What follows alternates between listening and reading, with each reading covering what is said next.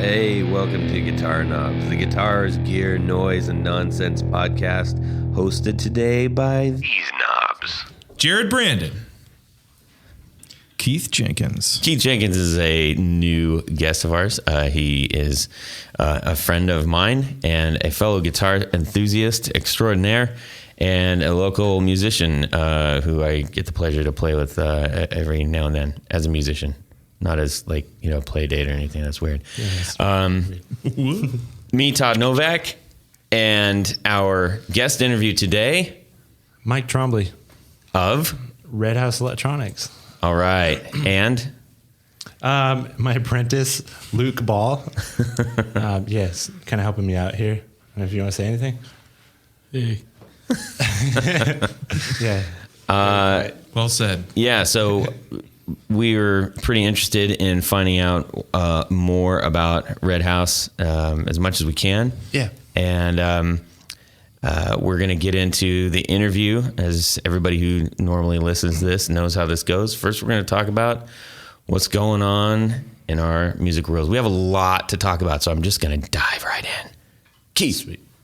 Ooh, I get to start? Yeah, why not? My most recent musical update is I picked up one of those Billy Corgan BC1 Reverend guitars. Mm-hmm. The pickups in that thing are insane. I got to use it out at our gig a few weeks ago. So that's been... And it looks badass, too. It does. I mean, I think I buy everything based on looks anyway. Yeah. Well, just touch on this real quick because... Aesthetics. I just wanted to get in, but now I'm going to backtrack and give colors. One of the reasons that I like talking to Keith about gear is that he has... First of all, he really likes gear. Maybe even more than me. I don't know. And you have a penchant for... So this is where you say Reverend guitars. Well, I didn't know if we were plugging any specific brands. You know what I love about Reverends? So if we're talking about that now... we'll get into a fuller version of that later. So but the simple fact is, I mean, they're a really cool brand. Their guitars are kind of unique.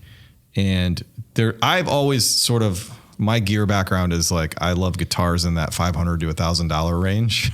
Nice. And I think you can get some really good stuff. And Reverend makes the best stuff. The Corgan gets a little out of that range, but I found one used, so kept it in that. That's kind of shocking that you found one used. They're starting to pop up, because they've only been out for a year. I've never seen the Corgan model. In Corgan plays Fender Strats, right? Well, he had a signature Strat model a couple of years ago, and then now he's gone to the Reverends. I think Schroeder plays one too. I know you guys talked to him. He didn't really mention it. But he's got a lot of allegiances. But anyway, I just playing a lot of gigs over the years. It's like walking around with a $4,000 Les Paul in some club, and then I got it's just there's too much to worry about, and stuff gets beat up. And I don't know. I love guitars in that range because I can get more of them. Yeah. So that's kind of and then you find them used and they're even cheaper, but they're great guitars. I mean, the pickups are insane. Single coil, double coil. They're mostly humbuckers, and then they've got their own P90 that they do. They do all the. They got the rail hammers too, right? Yeah. So the Corgan has Corgan's a mix, right? It's a mix between their rail hammer and their P90. Yeah, basically. yeah. It's nice. It's a sweet looking guitar, man. I was really stoked that you brought that out to that gig because. I was like, ooh, which Reverend is he going to play? Because you have every I brought model. 3 of them, yeah. Oh my gosh. Yeah. And he loves pedals too. So that's why I said, ooh, hey man, why don't you come down and hang out with us? So the only problem with pedals is I don't have a very big pedal train board, so I can only get and I only have so many power inputs. Yeah. So I'm always swapping them out, but I probably just need to build a bigger board with two power things on it. Yeah, well, those are getting cheap enough now. Craigslist, they're all over the place. Yeah. Just make one for a home. So I'm thinking of actually doing one that's here's my home board that I can just put all kinds of stuff on, and then my smaller gig board. Yeah. Where I just go, I just need this stuff for the gig. You probably have a humongoid pedal board at home, right, Mike? No, I actually don't. I think at max I probably have about maybe 8 pedals on my board. I just have you bare essentials. More than me. Yeah, I mean, well, I make it sound like, I mean, because dude, I see some of these guys, you know, on Instagram. Yeah. You know, like some of my customers and all that other stuff, where the board's like Pedal Train Pro. Yeah. And it's like I think I have the Metro 24 right now. Yeah, that's what I have. Oh, do you really? Yeah. So it's whatever I can squeeze on that. Yeah. And then I actually for this demo thing that I'm doing tomorrow, I kind of built up. I think it's a PT Junior. I think it is. Or PT1, one of the two. But it probably has about, I mean, I just got your essentials, your drives and delays and reverbs. Yeah. And a little wah there. So, Keith, did it live up to your expectation for gigging? The guitar? Yeah. Yeah. It's, you know, I got lucky. So one of the advantages of buying it used was I got it from like a mom and pop guitar shop where they spent a lot of time setting it up. So free setup. Came like the playability on this thing is awesome. Yeah. So what is the sort of like, okay, take away that it says, you know, take the Billy Corgan off of it, take the aesthetic off of it. I've never bought a signature guitar. Like I've never bought a signature model of anybody's before. And that was the first one that really interested me just because it was a brand that I already liked. And so if you take all that off, what's the thing about that guitar that you'd love? It's the same thing with all the Reverends, man. They're just so much fun to play, and just the way that they look and the way they sound is, I mean, they're incredible. I don't know. I can't say enough good things about them. And I have Les Pauls, I've got Strats, I've got Tellys, like American Fender stuff, and just I just get excited to play them. The ones you have, what do they feel like? I mean, like, are they like Les Paul feel or like? No, I mean, they're kind of like their own thing. Like I have the Double Agent was one of the first ones I've got, and it's one of the ones I still play the most. It's what I liked about it is it had a humbucker in the bridge, and then it has a P90 in the neck. Nice. And but those are kind of like a hybrid of a Strat and a Telly. Yeah. If I had to compare it to something that most people would know. And they've done a few variations of the body style on that. So they have one that looks more almost like Jaguar-ish, with the single cut with the high top cutaway, whatever you call that. But yeah, I mean, I don't know. They're made in, the guitars are made in Korea, but they're made really well. Yeah. And again, like I love playing them. Cool. Well, we're going to have a sort of a Reverend-ish episode, like digging into like more about that brand. I think hearing more details about your collection, et cetera, et cetera. Mike. Yeah. What's going on in your guitar world? Well, let's see. This week I just got my 67 twin reverb back. Yeah. I kind of went like a whole year without playing it because I was getting some popping noise and stuff, and I can like fix it myself, but I was kind of I just been stacked the whole last year, and I haven't had any time. And around last year, I got a 67 Basement head. And that kind of still show like, oh, dude, I kind of fell in love with the amp. So I just kind of threw the twin reverb to the side for a little bit. Yeah. And because the thing's a beast to carry. But yeah, I just got that back today. Not today, but earlier this week. And it's man. What kind of cabinet are you running? So for cabinet, I got this, for the Basement, I kind of played, it depended on the situation. I have the, Torpedo, cab sim. I have that, which is super nice. And on that, I usually just run the, just a Basement cab on that one. It's like a 63, Basement that I run on but as far as, if I'm playing, like, if I'm wanting to use a normal cab, I have this, my buddy gave me this Sun cab. Oh, and like an old one? Yeah, like an old one. But the thing is it didn't have any speakers or anything. And it was built for I think it was a 210, but I went and, I put 212s in there. I fit 212s in there.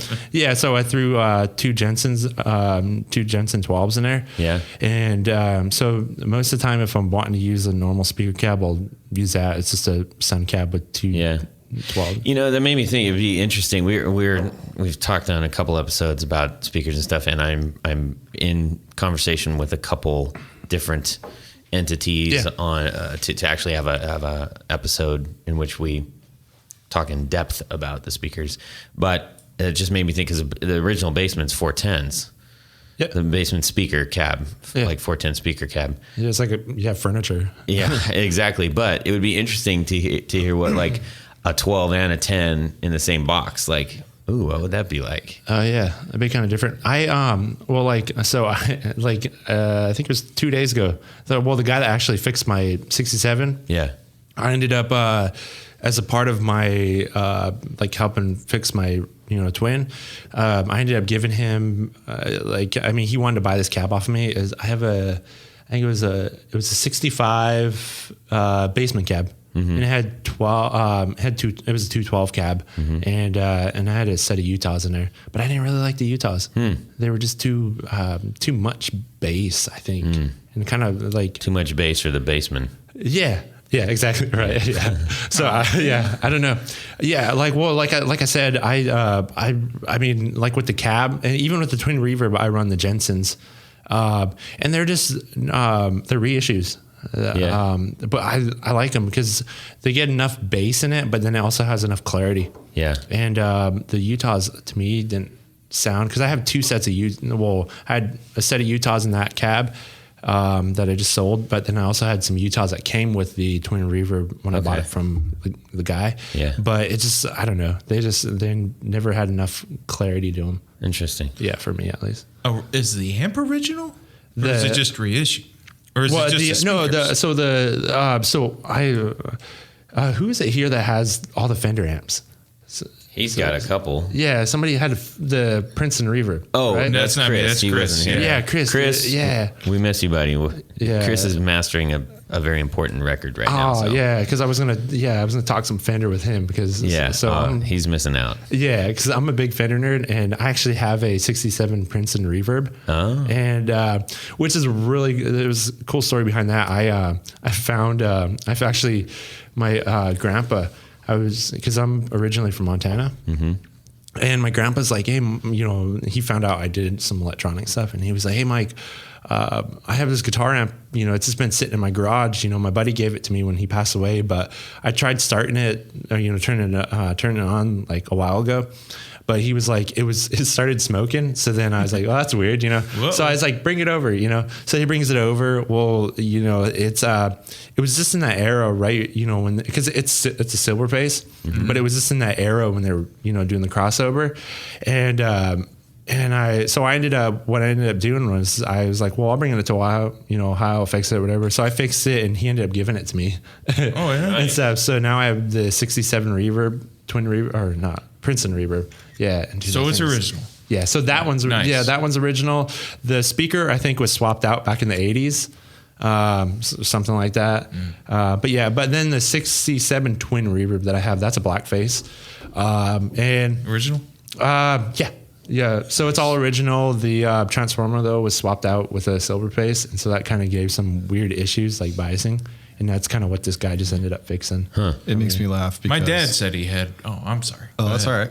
One of my first nice amp, my first Fender amp was an '80s Princeton Chorus, and they were solid state, and it was like, it was just like those are red knobs, right? Yeah. It was like red and gray. It was like it was kind of a garbage amp. It was like the amp that everybody had. I had the twin version of that with the red knobs. Is that the version that has like the clean channel and then the dirt channel? Yes. Yeah. And then it has chorus.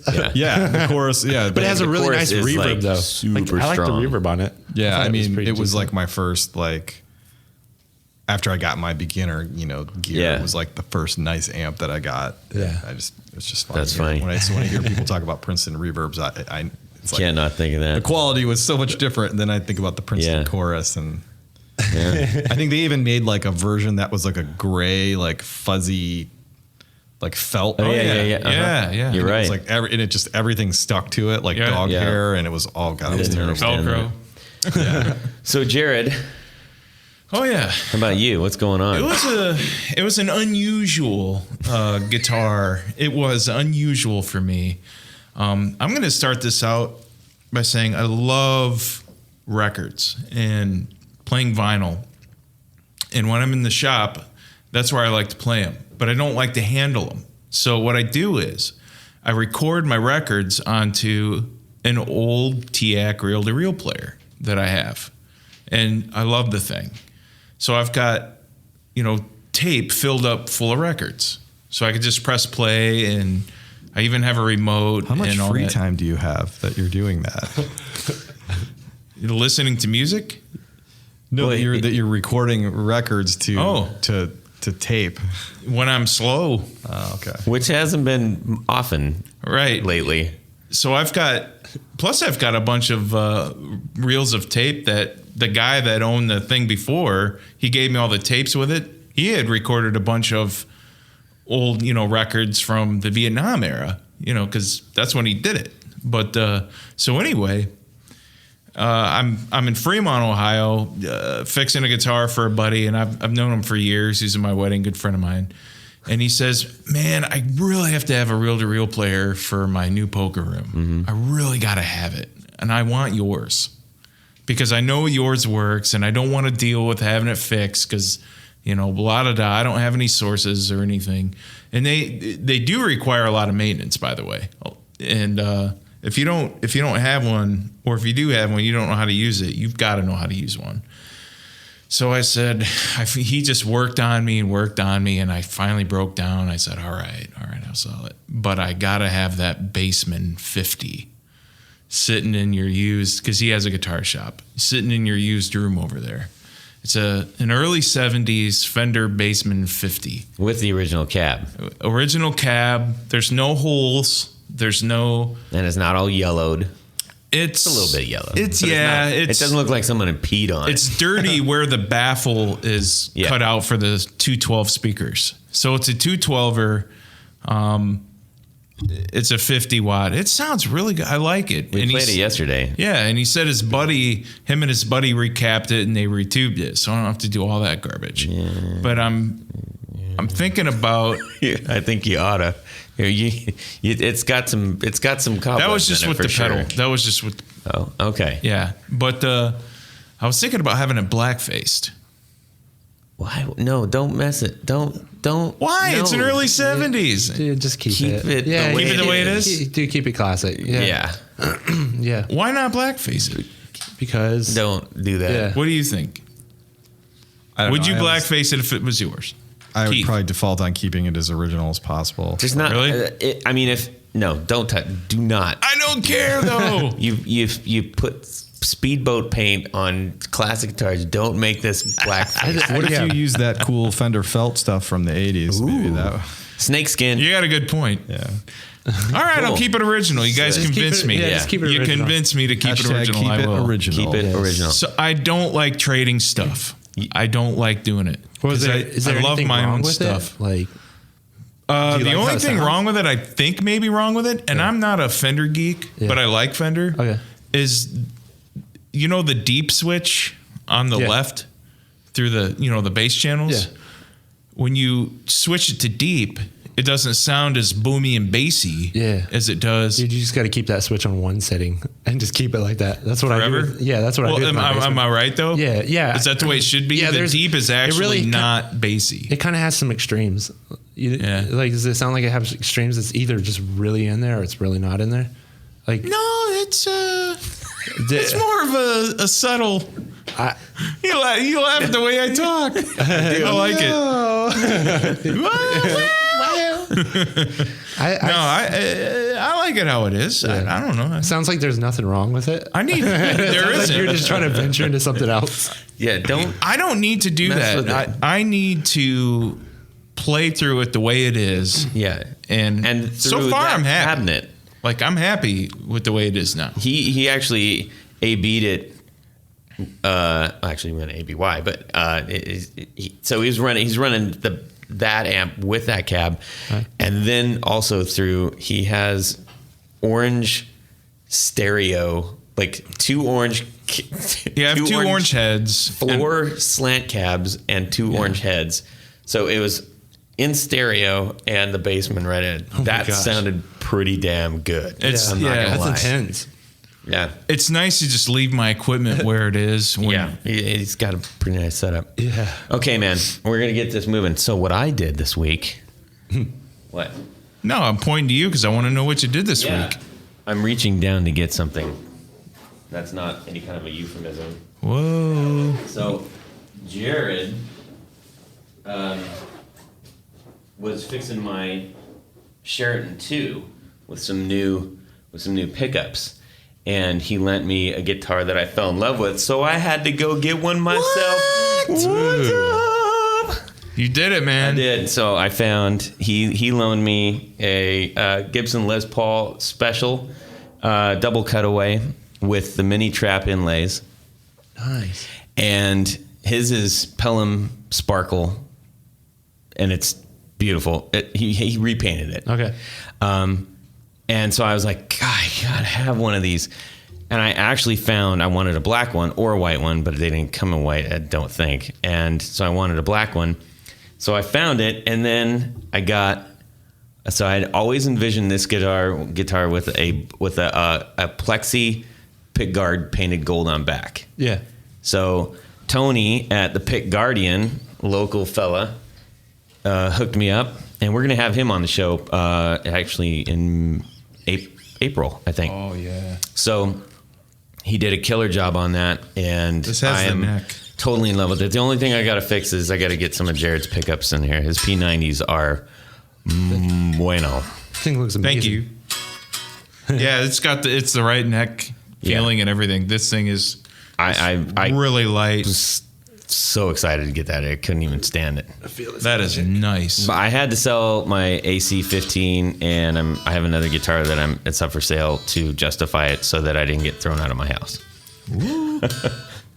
Yeah. What I do in that pretty good. case is Yeah. I keep all my stuff in the basement. Yeah, My wife never yeah, goes so she down doesn't there, know what so it she works. has no idea what I I'm have. doing it That's how wrong. mine works. Cool. Well, She gave up trying to we keep track can of let the yourself. apprentice noodle around with that while we're Yeah, if you sitting want there. to jam on that place. Yeah, once you get over music. like a dozen guitars or so, the wife can't keep track anymore. Yeah, so I know. Well, she actually didn't. She came in. I'm not even joking. So mine are hanging like on what's the? They're like retail. Board. Like Yeah. retail Oh, yeah. panel board, right? Yeah. That's how I have them hung in my room. And she came in and I was just talking to her, and she looked at the wall, and she started going 1, 2, 3, 4. Wait, how She's many counting. guitars do you have? I mean, I don't have like 60 or anything. Jared's got way more than me. I think I'm about 10. What? 10? He's got like I don't 30. know. I don't know how many. I And have. you've got 20. I got about 2. 16 or Oh my 16. gosh. Yeah. Why don't you guys open a guitar shop? It's pretty. I'm gonna need to. It's a disease. No, Yeah. they're all mine. All mine. So, anyways, all right, let's get to our newish segment. We've done one, and it was super exciting. So, 1, 2, 3, 4 on the floor. Okay, Mike. Yes. Your 4 on the floor. What are they? Yes. Okay. So I'm just kind of going with guitar pedals that have stood the times. Yes. Oh, and I should note yes. that we said they can't be his pedals. Yep. All right. So first on the list, WH10 wah, the V1. Dude, I just love a wah. I really do. And I kind of use it not like, like porn music. Do you find a position that you like and keep it So there? there's like 2 different ways I use it. One, I kind of like if I have some like really intense reverb on with some delay, I kind of do this kind of like a swelling thing, or not a swelling thing, kind of sweep. I kind of sweep it, and just sweep it depending on, I just kind of feel it out. And then the second way I use it is I kind of set it to like kind of like a, cocked at a certain position to where it kind of sounds nasally. And so it kind of, you almost get like this octavey kind of sound.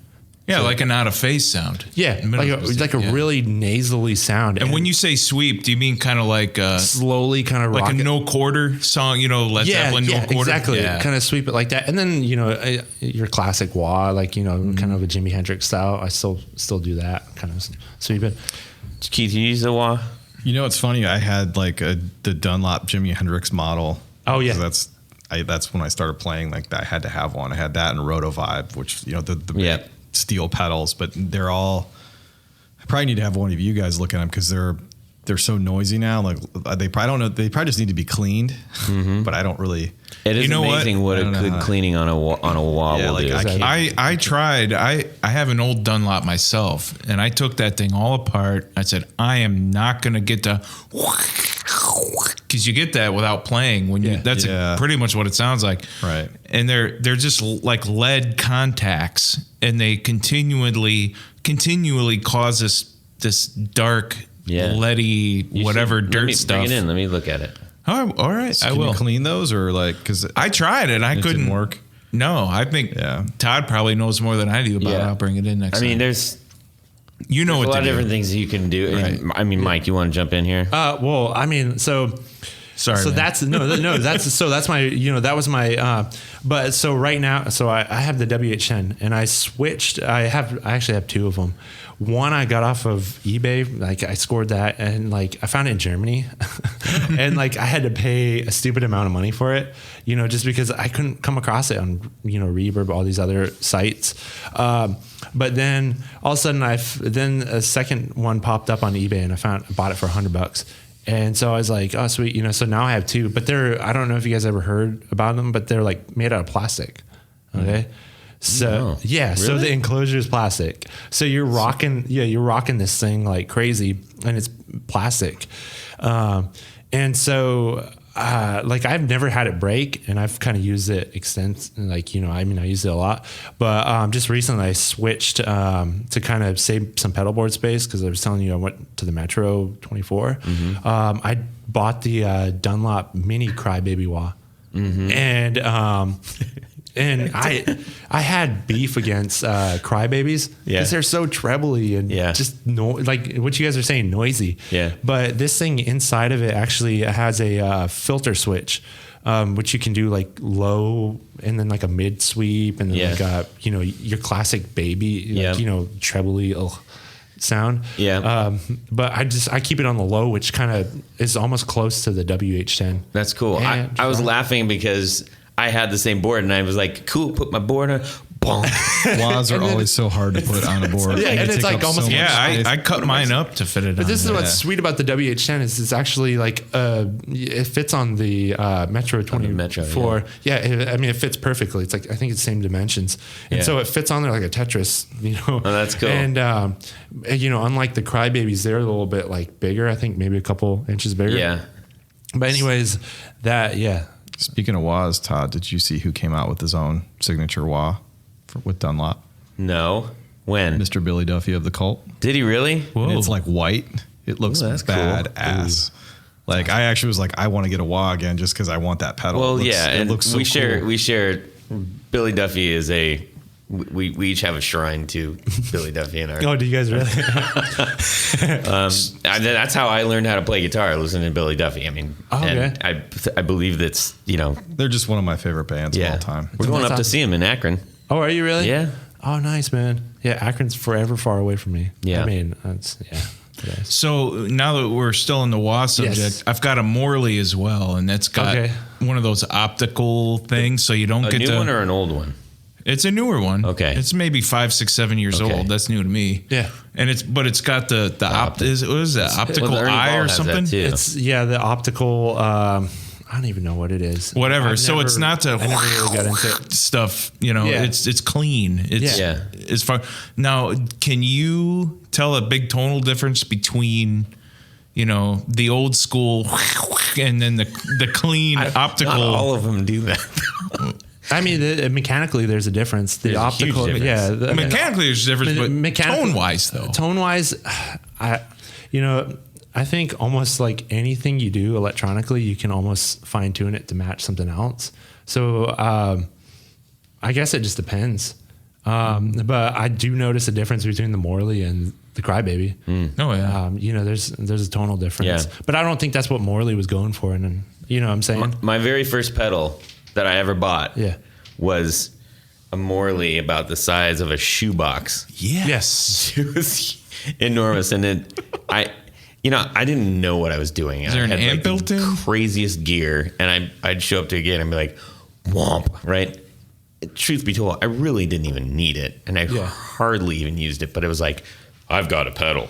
you know. See, guys, I collect pedals. Yeah, this was a long time ago, but yeah, that was ridiculous. That was ridiculous. Have you guys ever seen I think it's the Ibanez Devil something? It's like, I don't know, it's the Devil Wah or something. I forgot what it is. Mm-mm. You know what I'm talking about? I didn't know. This thing literally looks like this thing looks like it's like an electric chair. That's what it reminds me of. It looks like a torture device. Whoa. Yeah. Oh. Yeah, it's ridiculously big. Demon Cry or something. I don't know. Something. Yeah. I don't know. There's some wild pedals out there. Yeah. When you're talking about the wahs and all that kind of stuff. All right, give me number 3. Okay. What was number 2? No, number 2. Actually, give me number 2. Yeah. So number 2, I would have to do my Sovereign Distortion. Oh man, I love that pedal. Like, I think that's really underrated. It's a Wampler Sovereign Distortion. I think that's a really underrated pedal. What's the signature thing you love about it? Oh, dude, I can literally use it with anything. Okay. I mainly use it for that Marshally kind of sound. Mm-hmm. When I want like a high gain sound. Yeah. But the thing that really kind of separates it from other guitar pedals is that you can actually turn the volume. Yeah, what is that? What is it? The Weeping Demon. The Weeping Demon. Ibanez Weeping Demon. It does look like a torture device. Yeah, doesn't that look like it? Yeah, it looks like it looks like somebody could die on that thing. And so that Sovereign Distortion, though, what I love about it is you can actually just turn the volume down, and depending on what your volume setting is at, you can get like a wide range of tonal options. It's called the Sovereign. I think it's the Sovereign Distortion, but it goes from distortion to overdrive to like, just a boost. Wow. And I love it because like, the places that I play, I'm having to play like a wide range of music. Like you go from like a really intense rock song, rockier kind of song, to like an old school kind of gospel-y sound. Mm-hmm. So I'm having to go from like within like one song I'll be rocking out, and then the next song I'll be having to do something really kind of bluesier, kind of more Fendery sounding. And the Sovereign just allows me just to roll my volume down. That's cool. Yeah. So I love Nice. that. Yeah. And there's not a better feeling than to have a pedal that I can think of a few, but I don't know. like I told you guys, all the amps I play through are Fenders, and so my whole tonal theology, I guess, as far as my board setup is have a really nice, clean amp. Just keep it clean, and then let the pedals do the dirty work. Yeah, man. That's the way I do it. We were just talking about that. That's my thing too. Yeah. Yeah. I mean, because some of these guys, because I've thought about, well, maybe I'll just get like maybe I'll get like a Marshall and keep that high gain, and then I'll have I can just switch, like depending on if I need overdrive, use the high gain from that. Yeah. But the Wampler Sovereign Distortion was kind of my last effort at like trying because I've tried some of the brown sound in a box pedals or whatever, but none of them could clean up. They all just sounded really gainy. Yeah. But this is one that really kind of reached the extremes. And sorry. Oasis is calling me. I better turn that off before I have to pay rights. Nikki, I'm in a podcast. Sorry. Can I call you back? Okay, bye. bye. She works for me, so I was like, crap, is there something I gotta... I'll just turn that off. She calling to tender her resignation. She might be. It's like, I quit. My boss is never there for me. Yeah. Okay, I'll have to erase all that stuff. So editing. Yeah, that was an edit because I got a phone call unannounced, which most phone calls are, I suppose. Anyways, okay. Yeah, what's up? Number 3? What's up? Trace, number 3. So number 3 would have to be my wet reverb. It's the Nuna Bayer. I don't even know if I'm saying that right. I'm sorry, Brian. Yeah. But we'll let you butcher that. Yeah, I'll butcher that. I'm not going to try to save you. None of these guys are even helping me out. Yeah. I don't even know what that is. Yeah. Oh, man, it's sweet. You got wet, dry. So explain the difference. So the Nuna Bayer wet reverb is I believe it's Nuna Bear. Is it Nuna Bear? Okay. Nuno Betancourt. I'm just saying whatever He you're butchered saying. it now. What does Nuno Betancourt have to do with this? I don't even know. So what's sweet about this thing is, so I don't know if you guys, I mean, we'll get into my pedals later, but like simplicity Oh yeah, that comes goes through clear. really far. Yeah. So with these guys, they came out with this reverb that actually has, this is I think it was their first reverb they come out with, but it's the wet reverb, and it just has a mix and depth, like 2 knobs. That's all it has. It don't have pre-delay, diffusion, low pass, high pass filter, like crazy settings, that on a lot. I get anxiety if I get too many. That is my issue, and you guys are live musicians too, so you know the struggle of having to go from one song to another. You don't have that time. We just got through talking about this, Keith. Your pedal, the which one was it? The big white one. The Palisades. Palisades. Yeah, he was talking about the great pedal, but It's a bad boy right here. Well, it's a lot of, I was actually talking about this with Jared earlier in just terms of, I picked up a separate clean boost pedal. Yep. Because a lot of the stuff I was doing, it's just like a step above clean. It's just like a little bit dirt. You need a little bit of like strength behind it. Yep. And, it's like I've got my overdrive's giving me overdrive, distortion, and then I'm using the boost for leads. Yeah. But it's like I still didn't have that in between kind of clean, dirty tone that I wanted, so I threw a clean boost in front of it. It's really weird. There's like or behind it, I should say. The argument for or against boost is second only to wood tones. Or, tone woods, whatever. You know what I mean? Like, does wood have anything to do with your ceiling tone? Am I missing out on something? No, it's got to be something behind. It's like, but, I mean, if you look at discussion boards and stuff, people get really worked up about boost and no boost. Oh, yeah. I like using a boost myself. But some people are just like, that's what your volume's for, dummy. Like, what? Are you going to walk over to your amp during a show and turn that volume button on? I don't know.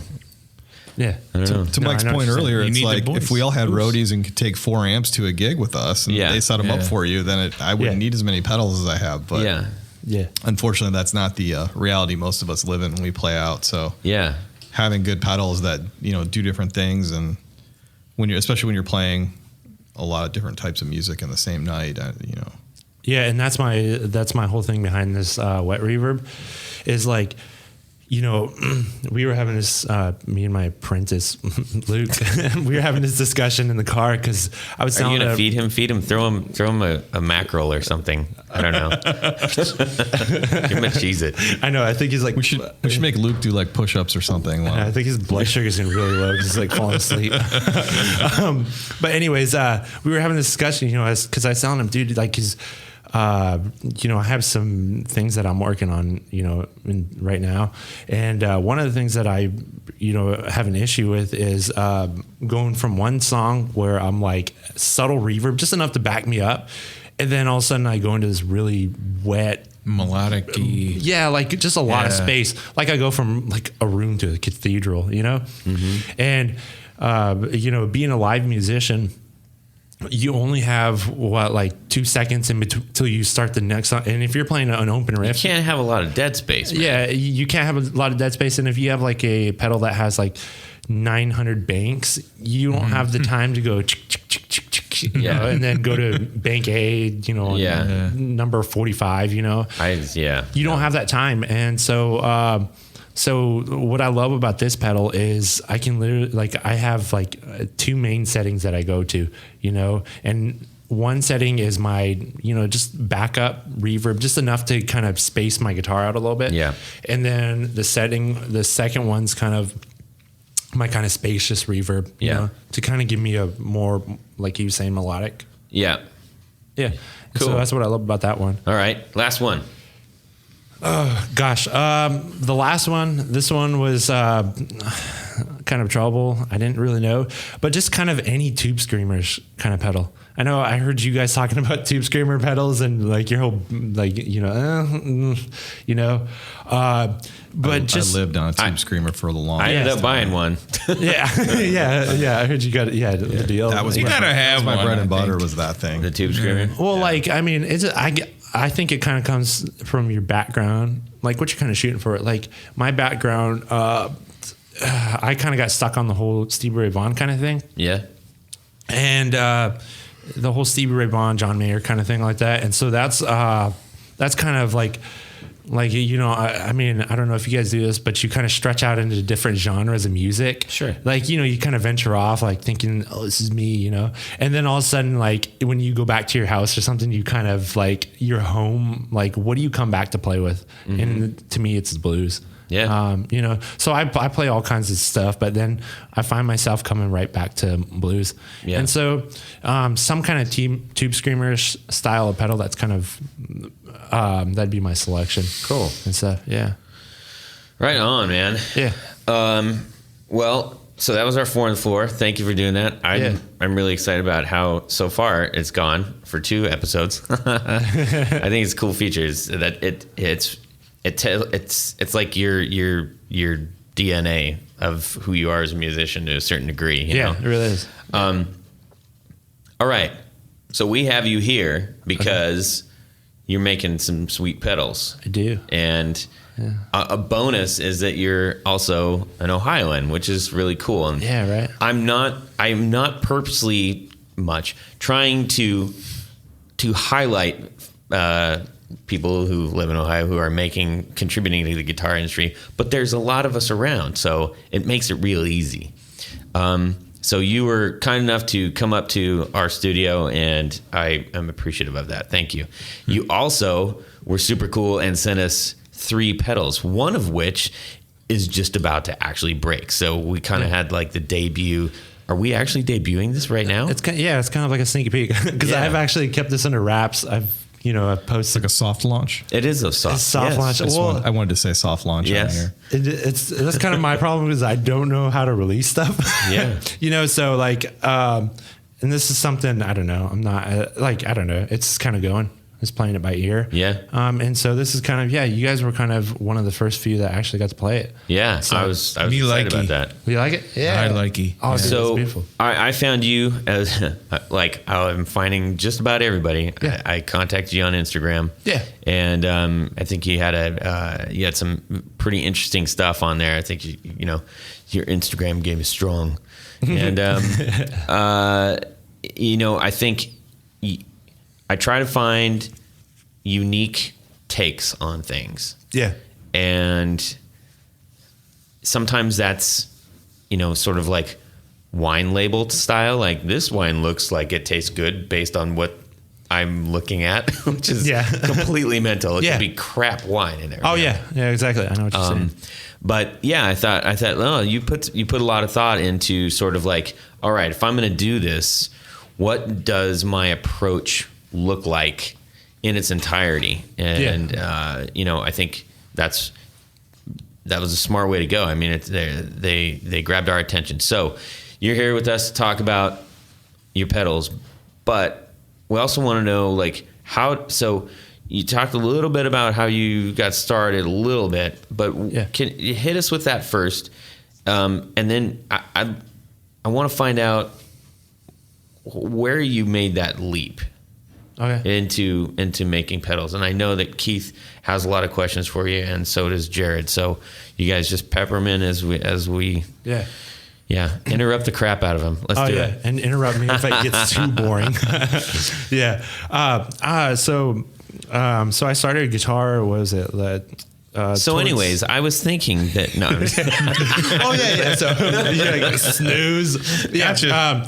Well, I was kind of a late bloomer as far as guitar goes. Like I started end of high school, towards the end of high school, and then just you kind of go through the whole process of finding yourself in the music, and so you just go through playing different stuff and. and I got to the point where I was like, hey, you know, I kind of want to learn exactly how these guys are coming up with this music. So I took lessons or whatever.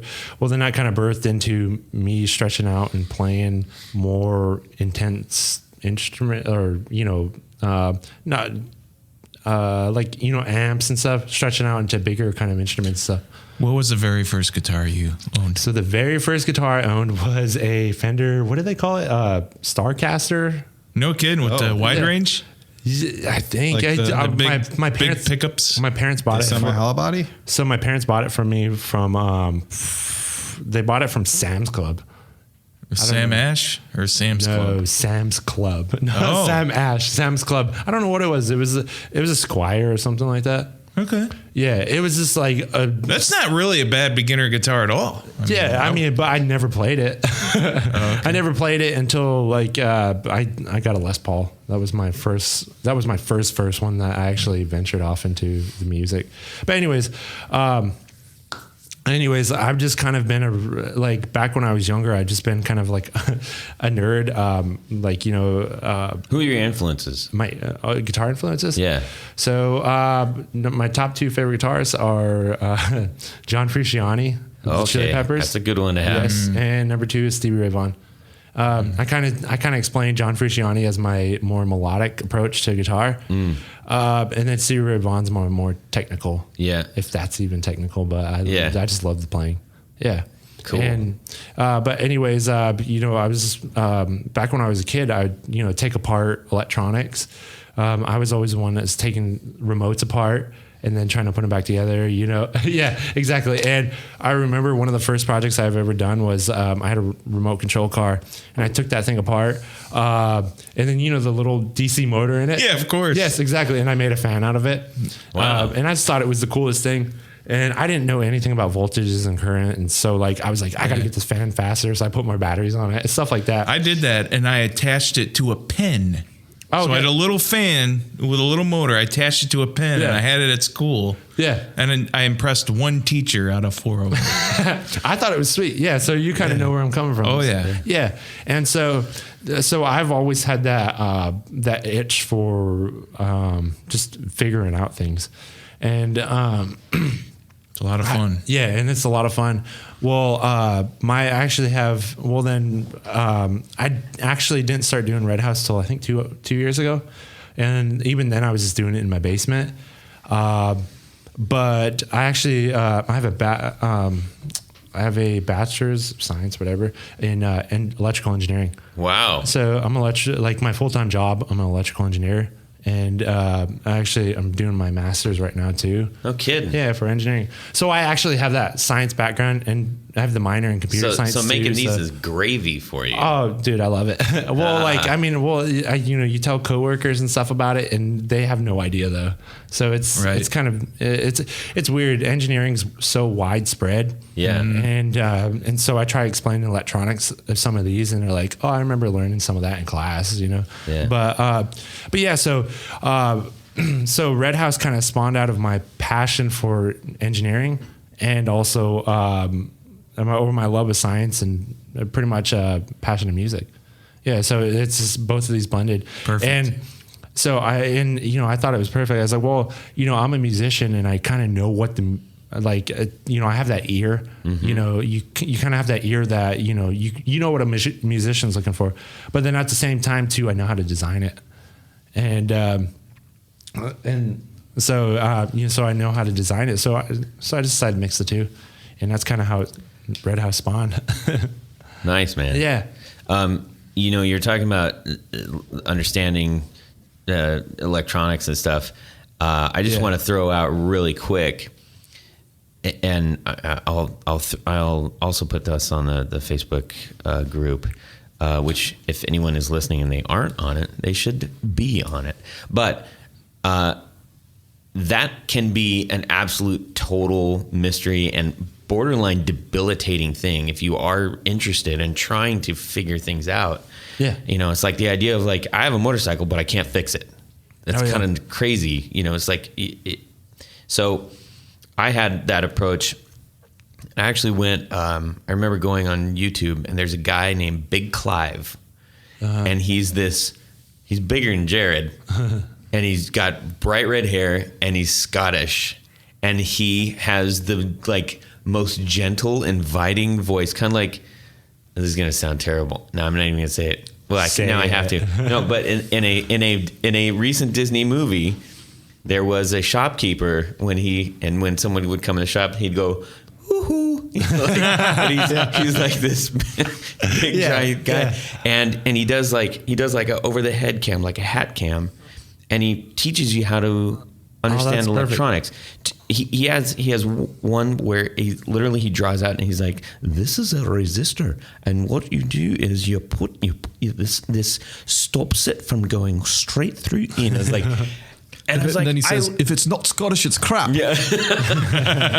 And he is, I was just totally glued, and I was like, I just learned all about electronics, and he made it fun. That's awesome. And it's really hard to do. Yeah. So if you want a really, really easy toe dip into the pool of electronics, check out Big Clive on YouTube. Big Clive is great to watch. The guy takes everything apart. Yeah. Everything. Okay. It's nuts. And just kind of walks through, is it? Continue. Yep. So you got your electronics, so you're like, I'm going to build my pedals. Yes. Yeah. So, I mean, do you want me to walk through the history? Like, I think maybe the elephant in the room that Keith and I were talking about, certainly, not you, Jared, sorry. It's the elephant in the room. Hey. No, you're a big lovable guy. He was an MP for a while.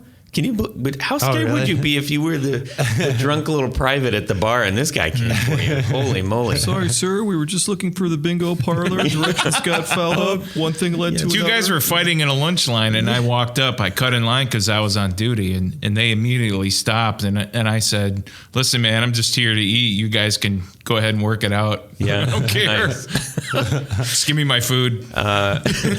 So something that I always want to know is like the pedal world is massive now. Oh yeah, it's the boutique pedal world is massive, huge specifically, and knowing that you had the technical capability, yes, and you had an idea from as a musician what you wanted. Yeah, what was your approach to create something that?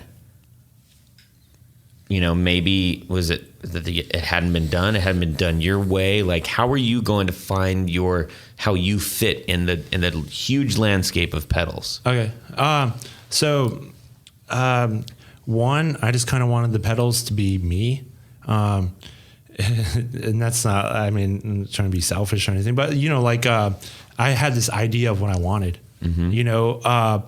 And the main thing, we mentioned this before, was simplicity. Mm-hmm.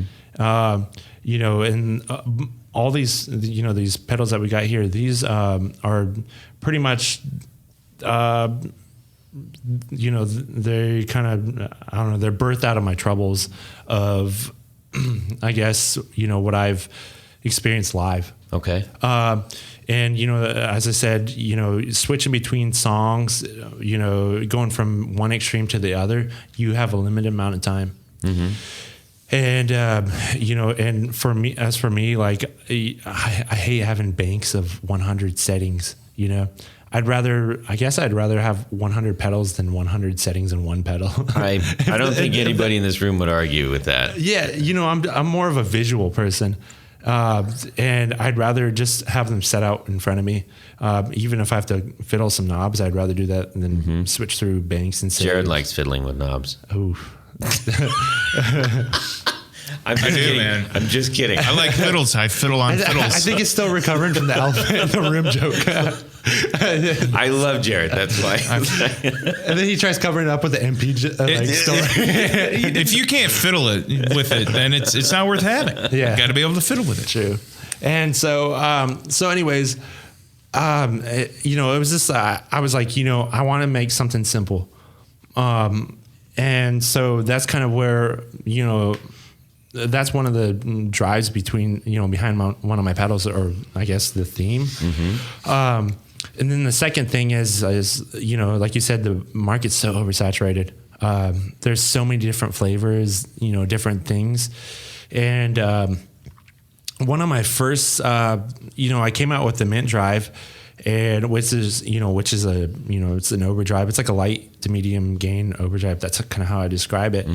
But then one of the things was I was like, all right, this is cool. I got an overdrive, but I got to do something that kind of separates me.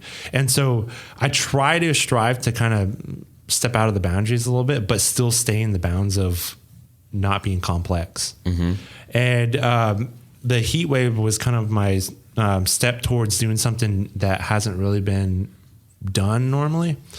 And I don't know if you know anything about the Heat. I mean, you guys played around with it and stuff like that. So for reference, Keith, you want to explain what we got here? Yeah. The Heat Wave Optical Tremolo. I was going to let Mike explain it because... Well, you don't have to go into a full explanation, but just like what are the pedals that we have in here? Oh, so we've got the Heat Wave Optical Tremolo, and then the Mint Drive, which I wanted to ask you because you started talking about tube screamers earlier, and I lived on a tube screamer for a long time, and that's kind of like, it felt like a really nice version of it because I don't have the cool modded out, Keeley modded tube screamer. I just bought the one off, Sure, Guitar Center. That's what I got out of it too. But that's what it felt like to me, was like when the gain was lower. Oh, when the gain was lower? Yeah. Is that where you, I mean... not with that Mint Drive. That's not what you were going for? Not even with the Mint Drive. With the Mint Drive... Well, I'd say you missed the mark then, wouldn't it? I guess I missed the mark. The Mint Drive, honestly, to me, the Mint Drive is kind of more of like the indie pedal. A lot of the local musicians in the Dayton area, play my pedals. And the ones that I see that really pick it up are the ones that are playing more of your indie kind of rock music. Yeah, that's what I used my tube screamer for all those years. That kind of stuff. Yeah, and you just get that kind of dry, like you said, the dirt. Yeah, it feels like a tight drive. Yeah, I love this. I played. I love the Mint Drive on some P90s. That sounded really good because it wasn't too bright. It wasn't too low. It just had enough. I thought it had a lot of control in it. Yeah. But the Mint Drive, changes its character on whatever guitar it's playing. Yeah. Well, and it also changes dramatically. So I had him chained from the one that you're going to announce, and then the Mint. Yeah. And then I keep wanting to call the day. There's a cactus on it, so I keep wanting to say it's Sonora, but it isn't. Sonora? Didn't somebody call it Desert Heat before? Desert Heat, the Heat Wave. Yeah. So I had them stacked that way, and I started playing around with them. And if you, depending on how you have those chained, man, it really changes the sound. Oh yeah, yeah. But it's true of just about anything, but specifically, I thought, whoa, this is a really big difference that I found. Yeah. So you have you got the Mint, you found success with the Mint. Yeah. And then, so my kind of trying to step away, kind of trying to make a name for myself, or, at least trying to mainly at least do something with my education. And, you gotta pay it off. Yeah. Right. Right. Yeah. And so I wanted to kind of, because I actually have my minor in computer science too. And so, jeez, dude. Yeah. And so, smart dude over here. Yeah. So I just kind of wanted to, do something with that. And so I kind of went and I researched and, did a bunch of stuff. And there's, I have all these actually have a chip that control either, a relay or do something. But the Heat Wave itself is an analog, as far as the signal path is analog. But what's controlling, pretty much the waveforms and stuff is a digital, processor. Interesting. And, or microcontroller. And so anyways, I went and I worked on the code for that for a while. Because, I wanted to try, because I don't know if you try, because, the Fender amps have tremolo on them. And I've done some songs live where I required, I needed a tremolo, but trying to match that tremolo with the track and trying to match it with your drummer. It's, a tremolo is a hard thing to do with a drummer. because they start hearing the pulsating that's might not be on beat, and then they start kind of almost moving with that beat if they're not playing with the click or something. Right. And so I wanted something to be able to tap into beat, and so that was my strive behind getting a tap on a tremolo. Tap tempo tremolo. That was my favorite thing about that pedal, because I tremolo is like one of my 4 on the floor. Like I always have trem as part of my rig. Yeah. But having one that had a tap tempo on it, that's amazing. And and I thought it'd be sweet to have the tap, but I don't want to have to break my ankle trying to tap in a beat. Yes. So on here is it's the divide, which you can actually get shorter amount or faster amount of taps in it. Which it has the quarter, eighth, dotted eighth, and the 16th. Yeah. And so you can actually get You have to fiddle around with that pedal a little bit to get it, or just read the directions that come with the box. Just read the directions that come with the box. Once you read the directions, and I always tell the people when I'm explaining it, I was like, it looks scary, but it's really it's easy. It's enough that you can manipulate all that stuff really quick before you start your next song. Well, and you mentioned breaking your ankle, and I was like, one thing I really loved about these is it's got the soft touch. Yeah. Oh man, that soft touch. The soft touch. It's very soft. And so all right, cool. And let's explain that, just because soft touch is weird. It's a bit of a misnomer if you're trying to explain that to somebody, because that could mean, there are pedals that have rubber coated ones, or they're, you could say that like the Boss pedal could be a soft touch, but it's not the standard, here's my aluminum box with the click, the straight up. Yeah, there's no click. There's no click, right? Hard click. Yeah. So if you get on this and you're stepping on it, and you're like, why isn't it clicking? Yeah. It looks like a click. It's not a click. It's a soft touch. So mechanically, for the people that are listening, I mean, you know it when you play it, the difference. But mechanically, your normal switch that a lot of the boutique users use is, it's a latching switch. So having to make that drastic latch or switching the signal, it's just pretty much a bunch of poles that switch to the other side. Well, that kind of to be able to mechanically do that is kind of stressful. So that's that's why you get the click. Well, with the soft touch it's a momentary switch, so you get just 2 points that touch, and then they go back to the original spot. And so user wise, it's it has a soft touch to it. I think we lost your minion, by the way. He just passed out. Okay. Yeah. Which is your favorite pedal? Wait, he hasn't, but he can't. Yeah, he loves he's just about to right now. Can't you guys tell by the skinny jeans that the mint drive should be his favorite? I think he's got a mint drive sticker on it. Oh yeah, mint So drive, why don't you use this opportunity to tell us you're going to debut this pedal right now? Yes, I will. Okay. Do it. Do it. Okay. All right. So, so right here I have the Eagle Feather. This has kind of been my, I guess, a pedal that I really been itching to get out. This is a pedal that I've been really itching to get out, and it's, like I told you guys, I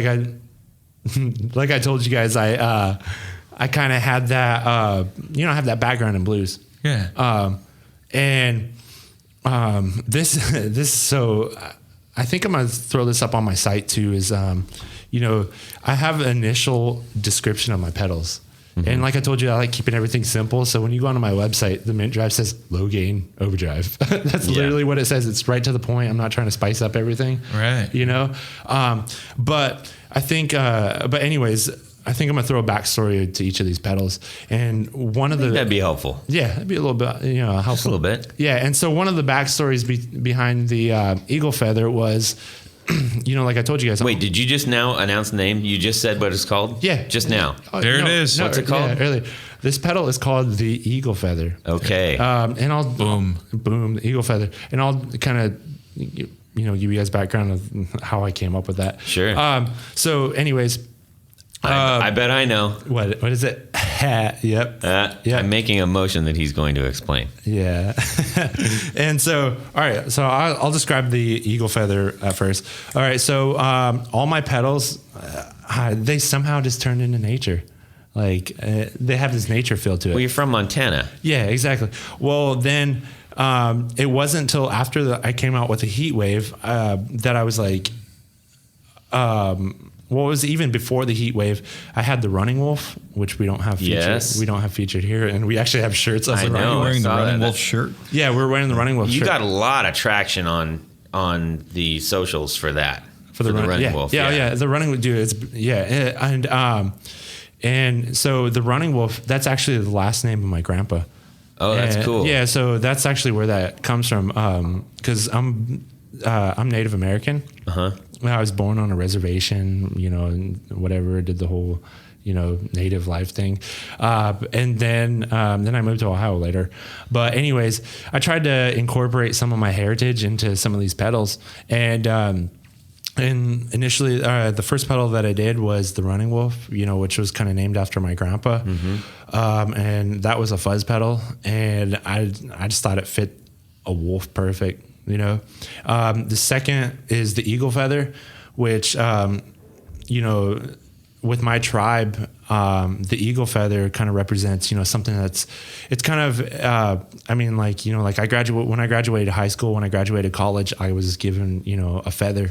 And, people inside my tribe, they give each other, eagle feathers and within my tribe. And what that kind of represents is it's kind of a ceremonial kind of thing. It's kind of a thing of honor. Mm-hmm. Instead of giving somebody a gift, like a lot of, people inside my tribe, they give each other an eagle feather. Mm-hmm. And that just kind of represents, it represents strength, honor, it kind of has this, honorable kind of thing to it. So I was like, this overdrive right here, the eagle feather, it's a high gain overdrive. So I thought, oh man, that'd be perfect because, high gain is, bold.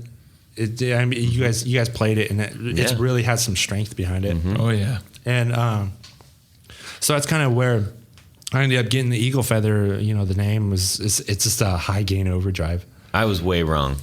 Oh, really? Yeah, because you were talking about Stevie a bunch, and I know that he's worn feathers in his hat. Yeah, he's worn the headdress and stuff. But he's also had like peacock feathers and stuff. So I mean, Anyways, okay, that's cool. Thank you so much for sharing that. Oh yeah, that's awesome. Yeah, no. So it kind of incorporated some of my heritage, and initially, I was trying to figure out, because I have some other pedal names that, I have in the works, and some of those are actually going to be, towards my heritage. But what tribe is it, by the way? It's the Blackfeet. So we're located northwest Montana. Interesting. Yeah, and our reservation line actually extends into Canada. Wow. Too. So yeah, It's funny because I was doing my research especially about the eagle feather because you didn't have anything on your site about it. And the Blackfeet stuff came up. Yeah. And I was like, I bet this is all tied together. Yeah, so exactly. Yeah. So that's really cool, man. And what's really cool too is if you actually go to and you research the Blackfeet flag. Yeah. The Blackfeet flag actually has something that's kind of close to this feather. That's cool. Our tribal colors are actually the blue, the Carolina. And have you are they aware of this yet? What? Like literally no one has. That's awesome. Like I told you guys, like this is the first time I'm kind of really describing it. I kind of threw some stuff out on Instagram. I threw, pictures of me with the stickers and stuff. Yeah. But tomorrow I'm going to post the picture I just took. Oh yeah, dude. Right after post here. it. Yeah. And so like I said, the first, set of, I guess, civilians or people are actually going to be able to play it tomorrow when I do the pre-release. That's awesome. And stuff. This is the second big Montana mention we've had because Hank Donovan, who does the rattlesnake cables, he's out there. Yeah, he's in Missoula. Yeah. We talked over Instagram one time. Oh, that's cool. I was like, where you at in Missoula? Because I was like, maybe I should hook up with him sometime. Because you should. Where I'm at is That'd be great. In Browning, Montana, and that's about 3.5 hours away from Missoula. That's cool. But we're still in that kind of mountainy area. Yeah. There. So it's and so that's kind of where I got the eagle feather. Well, as far as the sound wise, yes. people trash on him, whatever, but I'm a big John Mayer nerd as far as live sound. Guy's a banging guitar player. Yeah, exactly. He is who he is because he's talented. Yeah, he has can't talent. watch his face. You can't watch his face, whatever whatever else he does, like live, whatever. I don't care. But the ladies love the John Mayer. Dude. Yeah. Oh man. But I'm not. Yeah. But musician wise, dude's phenomenal. Yeah. But I always listen I listen to a bunch of his guitar tone. His live sets. Mm-hmm. He what's the one something lights like. Where the Light Is. Where the Light Is. Yeah, Where the Light Is. Oh, yeah, Where the Light Is. Awesome show. John Mayer Trio, dude, all that stuff's awesome. Yeah. But the thing is I even watched the rig rundowns of John Mayer, and it's like, he's not, his sets or his, pedal setup's not that complicated. It's overdrives, whatever. But the thing that was getting on my nerves was like, I was like, dude, I plug into an overdrive and I can't get it to scream like this. I can't get it to like have the high gain tone. Mm-hmm. I have to, one of the things that I ran into issue was like, I have no sustain, like a lot of overdrives, you go to, do like a bend or some kind of high note and it just cuts out on you. It has no support. So I wanted to do an overdrive that allowed you to get that high gains lead tone. Mm-hmm. But at the same time, you can still do those double stops like, that you hear a Hendrix. See, this is honestly like a Hendrix SRV kind of guitar pedal. Mm-hmm. That's very interesting. Yeah. So, I said that with some foreshadowing. I wasn't just being a smarmy that's jerk. Very interesting. No, because we have in our Would You Rather coming up, we allude to a few things. So. Oh, okay. Yeah. Oh, yeah. Okay. So, so that's kind of the vibe I was going for, and I wanted, keeping it with the simplicity thing. I wanted something that I didn't have to run 500 pedals to get that tone. Yeah. Like I told you, the sustain, you guys played this. I don't know if you guys noticed, but after the gain actually stays about the same after 1 o'clock. Yeah. But you add more sustain past 1 o'clock. Mm-hmm. Yeah. It wasn't a typical setting. Like I kept thinking, I was like, wait, what? You're like, it kind of sounds the same, but and I chose not to read the instructions because I was like, no, I just want to see what happens. Yeah. Yeah. And that's kind of what happens is after 1 o'clock you get sustain. And that was one of the things that I would listen to Mayer play, and like you hear this, he bends a note and it's like it just stays there forever. Yeah. And I'm like, dude, I want that. But I don't want to have to click 500 pedals on to do that. Yeah. And so the Eagle Feather was kind of, spawned out of that, and also the Steve Ray Vaughan stuff. And you have I think maybe the most noticeable thing is like typically on an overdrive you get like a tone control. Okay, yeah. So and you have a full EQ on that. Yeah, exactly. So the overdrive, you got the range. Past 1 o'clock you get the sustain, which is really cool. But then as you start lowering it, you start kind of getting to a cleaner sound. Yeah. You start kind of almost getting into the mint drive where the mint drive left off. Mm-hmm. They kind of overlap each other. Well, if you stack them, that sounds mighty fine. Oh, dude, yeah, and that's really what we awesome. did at Jared's house yesterday. Sound, yeah. He had that Les Paul. He's got over in the corner sitting there. Plugged that in. So it was like, oh, mama. Yeah, and you can stack them. And I just want to throw this out there. There are two different drives too. The mint drive kind of has more presence in it, if that makes sense. Mm-hmm. The Eagle Feather over there just kind of, I don't know, it's a little bit more thicker, woolier kind of sounding, if that makes sense. But are there any specific electronics that people might be looking for in any of these? You know what I mean? Like a specific kind of a chip or layout or anything like that. And I don't want to give away your secret sauce. Yeah, or anything, no, they both use the same chip. Okay. The mint drive, if some of those gear nerds that out there, it does have like the clipping stage on the mint drive allows more signal in it before it clips. Mm-hmm. So it's going to take a lot more signal before it clips, which is why you get that low to medium gain setting, because it's going to take more for it to drive. The Eagle Feather over there kind of has, less, it's easier to clip. It's easier to distort. Mm-hmm. So yeah, it's, and like I told you, if you're looking for that John Mayer, C. Ray Vaughan, Hendrixy tone, definitely shoot for that Eagle Feather. But like you mentioned, it has that EQ. It's a 3-band EQ, active 3-band EQ, which is awesome. Because one of the things that I ran into a bunch of overdrives is they have the tone setting. Yeah. And it's just a tone. Yeah. And it's like, dude, you go from one amp to another amp. Especially if you use the old vintage amps, like that Bassman I have. It has a bass and a treble. That's it. Yeah. There's not even a middle. Yeah, bass and treble. There's not a master volume. Exactly. I mean, it's pretty bare. So the Eagle Feather is going to be exactly. And like I'm trying to save customers money. Yeah. By allowing them to get a wide range, because by time you pass through, you play a live gig, you have your amp tone, but then when you run through a microphone, that could also change the setting. So, and usually, who knows what the sound guy's doing? Exactly. And usually what happens is you kind of lose your mids. To me, when I play live, a lot of times when somebody mics my stuff, I lose the mids. Well, so that's a really interesting point, because I think, we were kind of noodling on this before, but when you guys are talking about playing at home, anytime you're playing at home, you typically are playing by yourself, which means you aren't playing with the bass player, you don't have a drummer, and you probably don't have your second guitar player. So you typically create a fuller range of tone at home. Yeah. But when you're playing live, you like being able to find your place in between the drummer, the bass player, the second guitarist, and the vocalist. That's usually your mid-range. Yeah. Which people don't typically go home and say, cool, I'm just going to listen to mid-range all day. Yeah. Exactly. I mean, unless you got a Vox, and then that's all you have.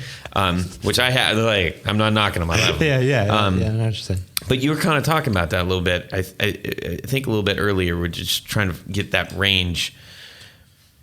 Yeah, I mean, I think that's always the goal is like, you can sit home and fiddle with stuff all day, and then you go walk into the room with another guitar player, a bass player, and a drummer, and then you're like, oh, none of this is working now. Yeah. So I think, I mean, I always try to get my settings where I like them, and then, but it almost always ends up being like, well, I'll probably got to take some of the bass out of this now, and then, between amps and pedals, there's so much that can happen. Yeah, yeah, exactly. And then switching guitars a lot. Like I switch guitars a lot, so it's like, again, you're changing everything. Yeah.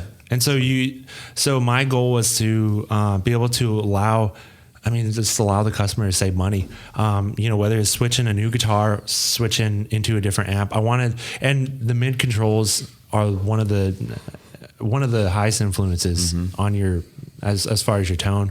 And so that's really kind of where I really wanted to, a lot of overdrives have that treble and bass, but I want to throw the mids because I just think the mids are really it's important. Yeah. And so you can get a really wide flavor of overdrives from the Eagle Feather. Awesome. With that. Yeah. One thing I want to mention real quick about the Heat Wave is you have your swell on that. Okay. Yeah. Just touch on that quick, because then we're going to have to get to some other stuff. Okay. Here. Yeah. So, all right. So what I told you about the Heat Wave, it has the tap tremolo. Yep. Well, okay. There's a bunch of tap tremolos in the market. Okay. So I wanted to kind of throw something in there. And what I have is the ramp setting. Yep. And the ramp settings is actually, I have a Leslie at my house that I, run my guitar into every now and then when I'm feeling, adventurous. But the Leslie, alternates between a slow speed and a fast speed. And I was like, dude, how sweet would that be to be able to do that with the rate of a tremolo? So I threw that in there. And so when you go from tap to ramp with the switch, the tap button that you usually, tap in the beat to actually becomes your controller for the Leslie. Yeah. Like the speed. So it alternates between two sounds. And with that is the acceleration. And that controls how fast it goes from slow to fast. Right. And then I have you can actually control the boundaries of those two, the slow and the fast speed, which is really awesome because you can kind of tell the tremolo, hey, I want it to start from here and go to here. And then how fast you want that to happen. So I threw that in there. A lot. And this, by the way, if listeners aren't familiar, haven't seen these boxes, these are standard size boxes. Yeah. So that's a lot packed into a single box. 125B. Which is like your classic boutique. And I'll throw this out there too. A lot of people they don't realize this till I show them, but the ramp setting has, you can actually choose if you want it to ramp, whether you're holding it down or just clicking it. It has a momentary or latch. Yeah. So you can actually tap it and it will go to this fast speed and stay there. And then, or either you can hold it down. But if you actually do the latch, you can actually set your slow speed and your fast speed. So you can actually have two tremolos in one. Jeez. Which is really cool. And did either of you guys get into that territory? Yeah.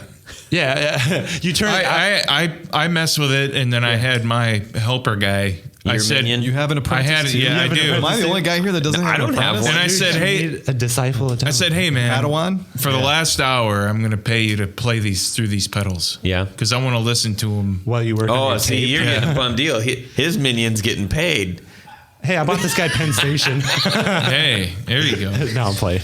My minion does terrible work though. Yeah. So he needs paid. Cool. Well, so last thing I'll mention about the pedals, and then we'll get cracking on wrapping this up. Yeah. But these are really, like, you pull that out of the box, you're like, okay, someone definitely knows what they're doing. Yeah. The pedals are really well made. They are super solid.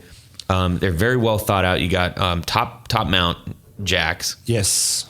Which are cool. I like those. Yeah. Super slick. It's kind of weird because it looks and feels like it's coming from a big company. It's got the right amount of everything. And it's all combobulated. Like Mikey's Late Night Sliced Pizza, which we're going to have right after this. Why do you have to divert my thoughts to food, man? It's my weakness. Because you're the elephant in the room. I like the mint. I love the design. It's not yelling at you, but it's there subtly. Yeah. And everything is designed perfectly. There's kind of almost like a boss kind of thing going on with it, which is like you can just take a quick glance. You don't have to read the pedal and go, bang, I know what that is. Yeah, I was talking about this earlier. Perfect design. And I was like, I lucked out with as far as how my pedals look, because they all kind of, the color represents the pedal, you know? And I chose a theme to where I don't have to come up with a crazy design for each pedal. Yeah. And, you look at you don't even have to read the name. You just see the color and you already know, hey, that's the an emblem. Yeah. And even the emblem's strong enough to show itself, which is, like I told you, simple. That's really what I was shooting for. Keith and Jared, did you guys have any other things that were on top of your mind before we head into our final segment? Well, I just wanted to say, kind of to that point, one of the things that really struck me about the pedals is visually, aesthetically, how they look. Like, I love the design. I think you did a good job explaining the story of kind of your heritage kind of playing a part, and they're all sort of tied in nature, and the naming, and I love like how it all kind of comes together, because then you think about them all on a chain on your pedal board. Yeah. Well, and like we're both coming from a creative background too, so it's like that makes sense to us. Like we see this language, we can totally understand that. Yeah, exactly. Yeah, I thought that you incorporated your heritage as well. I love that. That opened my eyes a little more. Yeah. It's just I'm just trying to it's just I'm really trying to personalize these. Like I told you, because there's so many pedals out there, and I had one pedal builder that asked me, because he was like just starting up and stuff, and he was like, dude, I love your products, man. What's your, what's, some things that I can learn. I was like, dude, just don't try being somebody else. You know, it'd just be you because there's enough of somebody else. Exactly. You know, and that's kind of where we're getting at with these pedals is somebody's, you know, there's a trend. And so everyone sets to that trend. Yeah. But just, I guess, is being your own, I guess, builder. Solid. Yeah. Solid advice. Thank you for that. Okay, we're going to jump into our last segment, and then we're going to be on our way. Awesome. And this is our Would You Rather portion of the show. And we talked about it a little bit earlier. I'm going to make a little bit of a switch based on what we heard today. Yeah. Okay. Your fairy godmother comes around and wakes you up from a dead sleep. Okay. I don't know where this came from, but go for it. And she wakes you up. She says, Todd, or whoever, would you rather, now you can only have one or the other, would you rather have Stevie Ray Vaughan's guitar, the personalized guitar with the SRV on it, his guitar, the original, or would you rather have Jimi Hendrix's guitar, the white Stratocaster he used at Woodstock? All right. Oh, see, that's why I changed it because you were talking about both of them there, Mike. All right. So that actually fits me perfect. Okay, so wait, hold on. We're yes. going to give your voice a break for 1 second. Okay. Keith, Yes. you're first up. Oh, on the hot seat. Wow. Is the fact that Jimi Hendrix's guitar is left-handed come into play here? Like, can the fairy godmother Restring switch it around? Although, yeah, that's right. He just flipped him upside down. Yeah. I mean, those two guys were very instrumental in my beginnings as a guitar player. But I'd have to go Hendrix. There's no doubt. All right. Jared? That is a very difficult question. Oh, man. I just have to go Hendrix. This is exactly what it's like ordering pizza, too. Wow. It's hard. I gotta have the cheeseburger pizza. Yeah. I love that pizza. I know. Go ahead. Gotta have the Hendrix. It's the Hendrix. Because they're both innovators, okay? Yeah. But I think he went a little more outside. And this is just simple opinion, so please don't attack me, okay? In my opinion, because his era was an earlier time, 10 years before him, Stevie Ray. He was a little more outside of the box, in my opinion. Jimmy was, yeah. All right. And so, gosh, I got to go Jimmy. I'm going to go Jimmy. All right. Yeah, I'm two sorry. Jimmy choice. Mike? Dude, I'm going to have to go Jimmy. And especially because I have an Olympic white Strat, too. There it is. All right. So, it's kind of like my Strat, but I definitely have to do the Jimmy. Okay. That's like the roots of Stevie Ray Vaughan, too. Yeah. You know what I'm saying? Without Jimmy, there would be no SRV. So Yeah. Yeah, probably. Or at least not as we know it. Yeah. It might have been different somehow. maybe wouldn't have died in a helicopter crash either. I don't know. Jeez. Yeah. Okay, well, I'm gonna lighten it up and just say I'm going Stevie Ray because I can't stand Stratocaster, so I want the one that looks cooler. I seen him when we were talking Fender, he was just like, oh. Yeah, no, I love Tellys. I love Tellys. Yeah. I love Tellys, but I like Stratocasters are like kryptonite for me. I am going to build a Stratocaster someday and then have you play it blindfolded and not let you know what it is. And you're going to like the darn thing. I swear. One of these days. I don't think you're playing the right Strat. I've tried so many. I think that's your problem. I put it on, I'm like, get it off me. But if I'm going to have it, I want it to be like, visual, like that's the one. Yeah, I can see that. I want to make a note too. All right. Stevie Ray's guitar is older than Jimi Hendrix's guitar, the white guitar he played at Woodstock. Yeah, but it's got a big SRV on it. Sure, that too. But that guitar is older, though. I just wanted to point that out, even though Jimi Hendrix... Just for the folks that sure. listening in their armchairs at home. That's right. I like that. Well, yeah. Well, I read the whole thing with his string gauge and stuff, playing like 12s and all that stuff. Yeah. He split them, right? He used heavier strings Kind of like a hybrid. Yeah. deal. Yeah, that's like the power sync. Awesome. He So Todd over here is going to be Super. like bleeding with his fingers. His fingers are going to be bleeding. Well, if I never have to pick up another Strat, I won't be sorry. But hey, that doesn't mean everybody loves Strats. I'm happy that you love them because there's passion behind that, and I'm for anything that people are passionate about. And we're all passionate about going to the bathroom right now. Not all together or anything, because that'd be weird. But we all have to leave the As a room because we've team. been in here for a long time. Yeah.